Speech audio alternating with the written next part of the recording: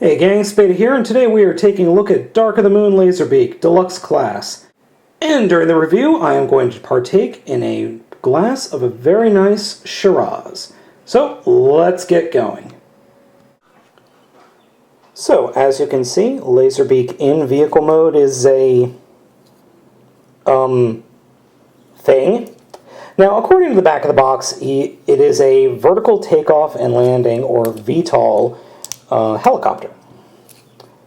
And, you know, this kind of reminds me of something from Halo.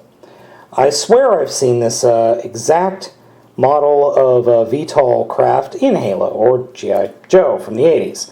But it looks okay. I mean, I've got no complaints, other than the fact that it obviously folds out into a bird. Oh, the fact that there's a lot of robot form kibble here really is detrimental to the mode. Something that is nice, though, is the turbines do turn on the top. Other than that, though, this mode has a really hard time holding together. Now, mine has a specific issue. This area right here, which I'll talk about in the robot mode a little more, is incredibly loose, and I haven't been able to figure out how to tighten it. And this part back here pops off very easily. Now, you can store the weapons on the top or on the bottom of the wings. They're a little big for the actual vehicle mode. I mean, they're practically half the size of the mode. So, let's go ahead and look at the transformation. Transformation for Laserbeak is pretty interesting, but very predictable. First thing we're going to do is come back and take the tail and just pretty much unfold it. And you can either leave it like that, or you can just unfold it straight out, put that part down, and then fold these claw bits out, and you've got the tail there. Next thing we're going to do is open up the VTOLs and fold this red piece out like that, and then come under here and unfold the Laserbeak wing, which folds out like that. We'll do the same thing on the other side. Now, one thing you need to be careful of when you close it, this wing is on a double hinge, so you kind of actually want to get it so that it just closes on top of itself like that. Otherwise, you won't be able to close it. So we will do that again on this side. And then come around here to the back of the vehicle and unfold these bits to show off the spine of the bird mode. We'll come under here, and there are little hinges there that allow you to ratchet or slide and flip down these stabilization spots, like that. And then when you do that, you can fold these foot feathers around. Finally, you come in here, grab the vehicle mode by the canopy and push it down, and then fold it underneath what will be the rest of the robot body, which will then, in turn, push up Laserbeak's head, which you could fold out his head and neck, and fold out the chicken feet. Now, this is the part I was talking about. This hinge is incredibly loose. I don't know if it's just on mine or if it's on anybody else's, but this is incredibly loose and really does affect the posability in both modes because it's so loose. And here we have Laserbeak in robot mode. Now, Laserbeak in robot mode is actually pretty good. I like the robot mode. It looks good. It looks like Laserbeak, except for the face. I hate this head. This robot head is atrocious.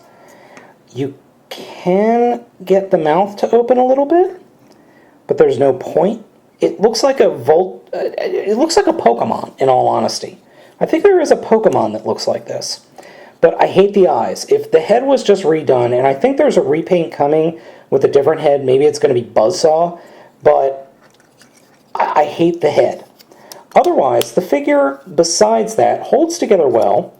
The only issue I have is this stupid leg, but other than that, posability is actually pretty good. He, other than the issue with the leg, stands up pretty well, he holds up pretty well, and he poses as well as a bird can.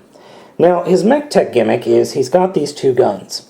Well, you take the one gun that doesn't look like it has any moving parts and shove it in the back of the other gun, and that other gun will spin the barrel around, like that. And then you just attach it there, and you've got this big-ass gun, which, again, is almost the entire length of the figure, which is stupid. I'm sorry to say, it's just kind of dumb. And you can attach it underneath. There is a Mech-Tech peg underneath, so that kind of works. No, we didn't see that. I don't care for the Mech-Tech gun. It looks good with other robots, though. It looks good with other Transformers. It does not look good with Laserbeak.